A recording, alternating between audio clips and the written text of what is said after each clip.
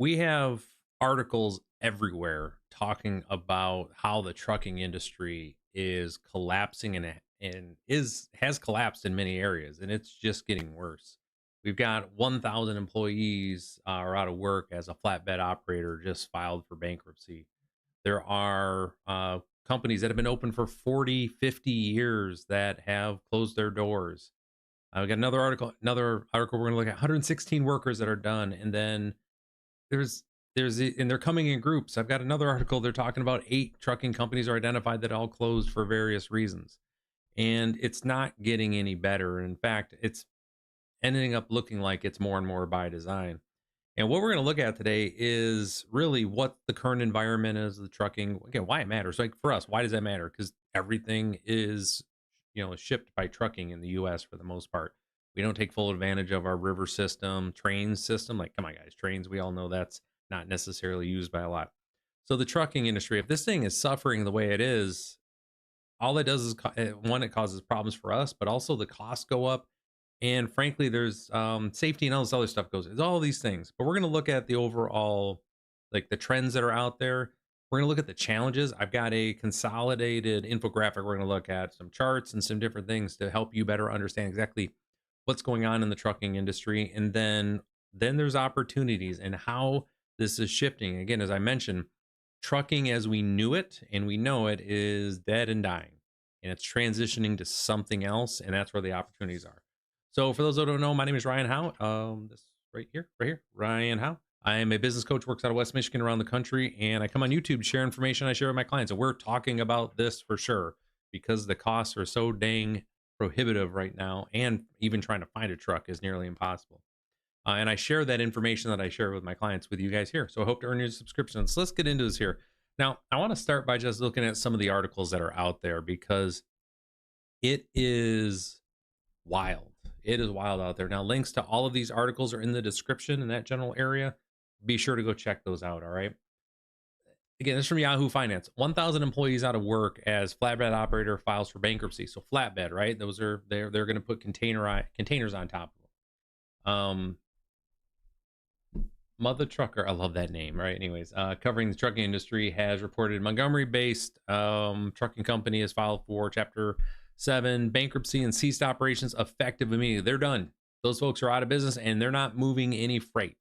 And I'm going to show you the breakdown of what trucking costs are and current like rates that are out there for trucking, right? To be able to ship things versus what their break even number is. It's amazing when you see this. We have a lot of zombie companies out there, and that's not good for anyone. Now, the sudden shutdown has left hundreds of drivers stranded across America as the company's leadership instructed them to halt operations.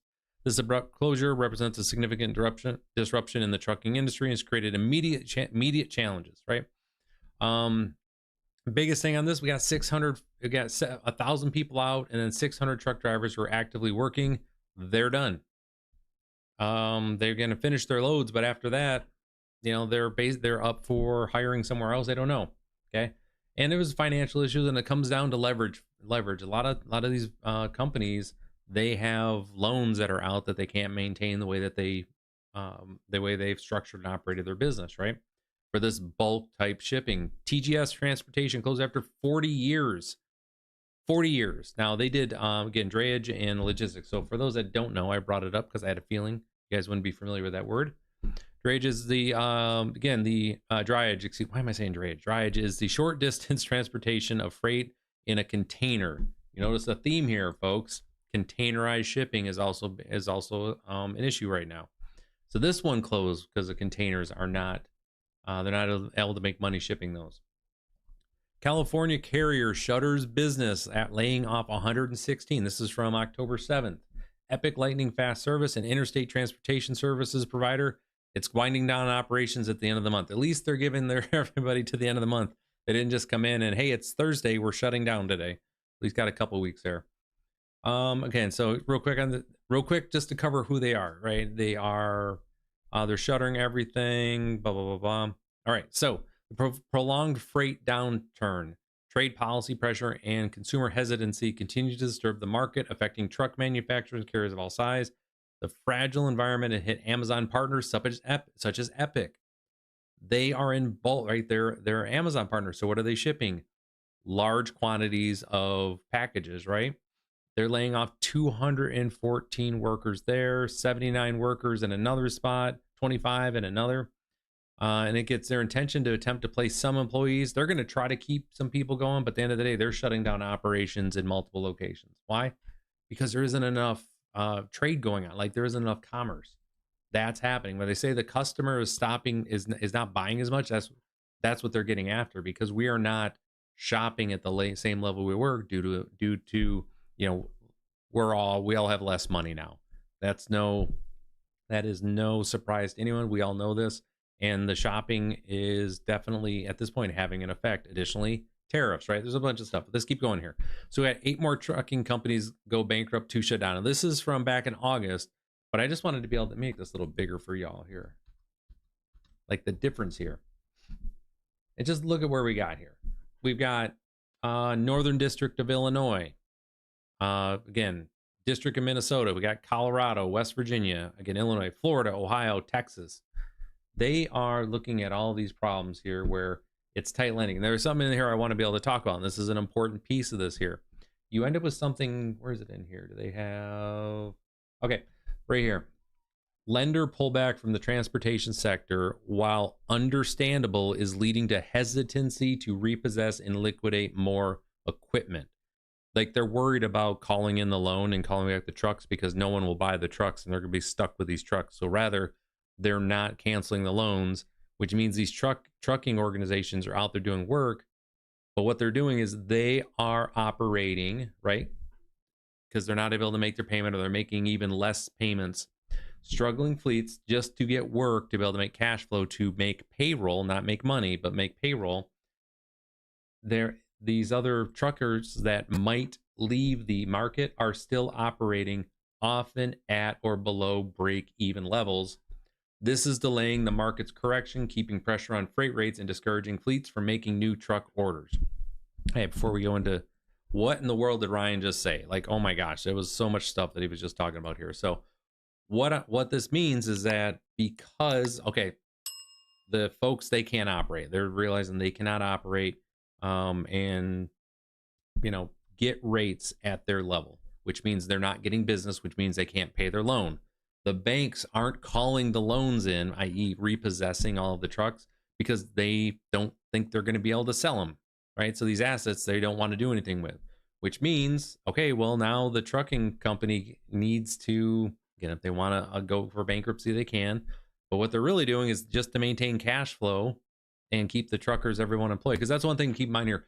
And this has been my experience with these small business owners who own these trucking companies. They care so much about their teams that they will do everything they can just to stay open, to make sure people can stay employed, to include going backwards and losing money. That's something that they will do, okay? So now they have this, we've got to stay open. We got to make sure we keep people employed. So they're going to take jobs below the market value, which means the folks that they need to make, and we're going to look at the numbers, say they need to make $3 per mile in order to be profitable. You got someone coming in at $1.75 a mile. They're going to get the business and lose money, and they're not going to make any money, which means they're less profitable. Okay, so that's what's happening right now. We're in this weird feedback loop that is just causing all these problems, and that's a big part of this. When I say that the trucking industry is dead and it's not coming back, it's not, and it's by design. You're going to see some of the things that are happening here because we're right now and into the future, we're shifting and changing what we're going to be looking at as far as logistics. Okay, so let's take a look at this next spot here. I appreciate everybody hanging out here. This is good. Again, I come live on YouTube. I love it whenever I get a chance to talk to some folks who hop on here. It's midday, so I don't see too many folks in the chat. That's okay. So here's the deal. I had Claude go and do 5 years worth of research for me. I wanted to take a look at from 2020 until 2025. What happened, what it looked like, and really where we're at. The data that you're going to see here is very, very clear on where the problem is, but where the opportunities are, and that's what we're going to get into here right now. We're going to look at some of the trends and everything. So revenue's down, career, and we're going to look at the number of carrier failures in a second. Where you can see is right here, average truckload margin in 2024, right? This is, historical data. We won't have the full data for 2025 for a minute, but it's down 2.3%. So they've lost 2.3% of profit. Like their margin is down. Okay. You can see there's a hit to the overall revenue, but it is cycled basically a little bit higher. No big deal. Rate evolution by segment. Don't necessarily worry too much about this. What I want to show you, I'm moving my head's right in the way here, guys. Why don't you say something? Come over here, Ryan. Get out of the way. Get out of the way. There we go. That you'll notice, see how these are lower on this side? What that means is that they are making less money. Like the overall cost, like the fee they can charge has come down. And that is right exactly lined up with this. So the number of carriers that have failed by year. Look at this, 2020. You got a few, right? Company, and then boom, you've got these monstrous numbers of failures that have popped up. And it is by far and away, these are historical numbers of failures for carriers. Now let's look at the operation. Now I think this is important for you, everybody to see. If you guys don't know, this is how operations and how businesses look at their overall finances to break these things down. And we're going to get into the actual mileage rate here, which is $2.26 per mile. What does that look like? So the biggest component, the largest component for trucking is driver wages. Look at that, 35% of the overall per mile cost is going to be those. Then you've got the truck and trailer.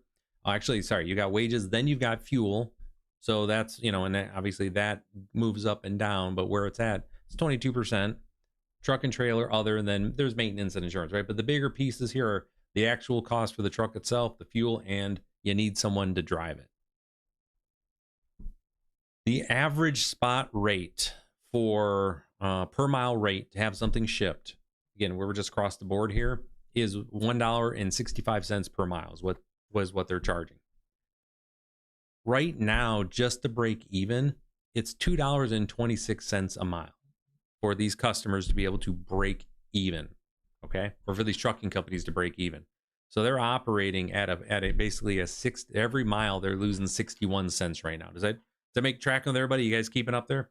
So this is the reality for many trucking industry. Like, how do you even stay in business? How do you even stay afloat when you are losing 61 cents on every mile that you're moving something, right? It's just not sustainable. And that's what I mean by design. It's broken. It's done. Now, imagine this before we move on. This is where I'm going to give you a little preview here. Imagine what would happen if I'm able to eliminate most, if not all, of those driver wages. What would happen? Oh, look, all of a sudden I have 79, 80 cents per mile back. That's what these companies are looking at. They're looking at what these as getting rid of the drivers. That's ultimately where everything's going. And we see this is happening. It's in its infancy and they're going to be moving around. But ladies and gentlemen, that's where this is moving, whether anyone likes it or not. So let's look at some of the challenges here. All right. We already talked about some of those: market volatility, et cetera, et cetera.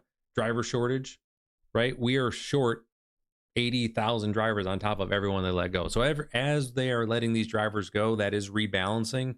That is going to help some, but that's an issue. Let's get into the opportunities. And this is where the changes are occurring. And this is what I'm talking with my clients about here, is where to expect this to occur, these changes. Specialized segments right here. The trucking industry, and where they've been struggling at right now, has been in the larger, like the flatbeds, right? And the bulk shipments. What we're finding out is that that's going to have to exist in some way, shape, or form, and they'll figure that out. However, more and more of the things that people are shipping and what we're receiving are specialized in nature. And with that, you're able to charge a higher premium, which means you can run your routes basically profitably. You can have a business at that point. So you're continuing to see what I'm seeing is that you're going to continue to see the trucking industry continue to split and niche down into more and more specialized type shipping operations. That's what's going to end up happening here, because these large conglomerates, while they're great, their overhead makes them unprofitable, and and that's not unheard of. And frankly, the industry as a whole has been ripe for for disruption for a while. They just haven't been able to figure it out. I think honestly, I think they're at the point now where technology is just about caught up. It really has. Next thing here is going to be nearshoring. Again, that's where you've got your delivery is right there where you're at as far as work, and there's going to be some there. E-commerce last mile. This is the biggest one. This is where you see Amazon, right, where they've got their vehicles. They still haven't figured it out though. UPS and FedEx, they really handle and manage that last mile. The issue you're running into is that UPS, FedEx, Amazon, it's very difficult to run those operations profitably. It just really is, depending on the routes. That's an issue you're going to see. Guess what's going to help that out?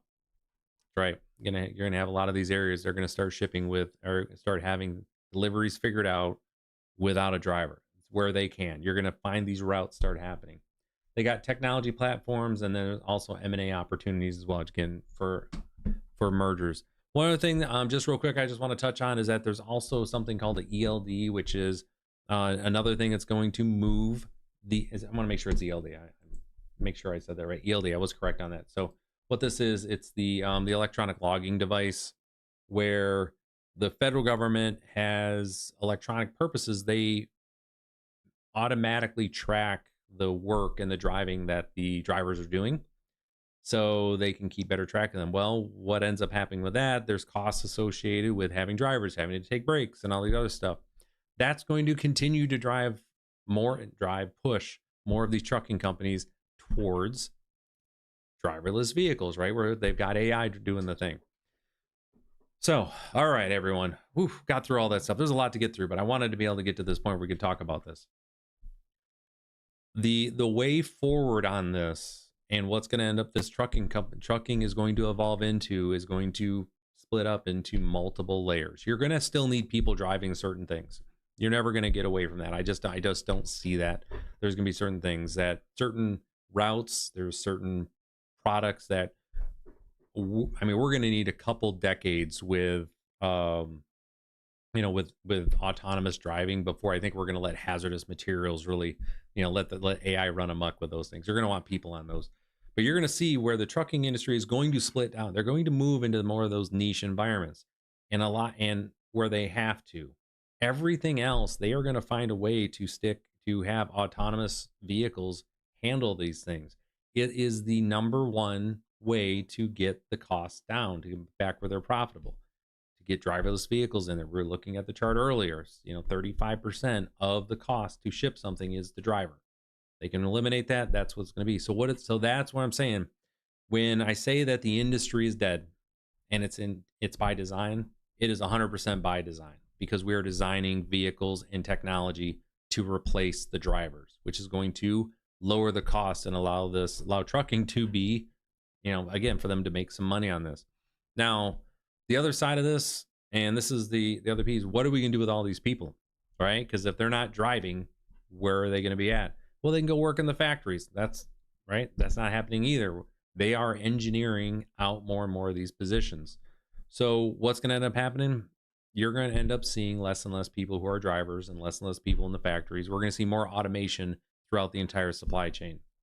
So now just imagine, this is where I talk about, again, more design stuff that I've talked with clients about. We're almost at the point now where we're going to have the autonomous vehicles, the specific one that we have that is designed perfectly for the widgets that we make in our company. We're going to be able to contract the exact truck that we want and have an autonomous driving. It just shows up, it's there, we load it up, and it just goes on its way. The chances are we're almost to the point where we're going to have robots at the factory loading up these vehicles without people ever really getting involved. And that's where we're at, okay? So trucking, as you know it, ladies and gentlemen, it's tough out there. We were looking, the number of trucking companies that have just closed and are closing has exploded since 2023. It's just insane how many have gone down. And the thing is, they're continuing to go down. What is going to end up happening, though, and this is where I'm talking to my clients about, this is the main piece.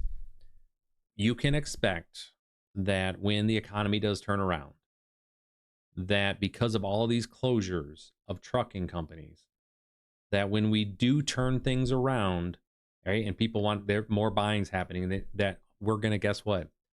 Inflation's gonna go through the roof because shipping costs are going to double, triple where are at right now because the demand's there and all of these companies have gone out of business.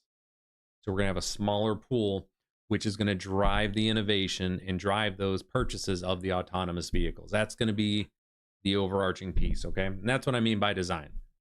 Those are the next steps. That's what's gonna happen because to be able to find enough and train enough drivers in the vehicles, if you can just buy the truck that can already do the thing and it drives without a person, your insurance is down, and that's where we're at, okay?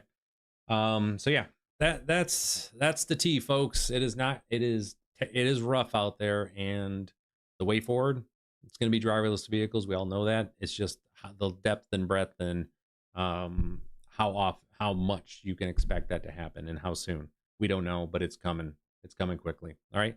So with that, I appreciate everybody who hung out the song. If you'd like to learn more about how I help businesses grow faster than they ever thought possible, go and check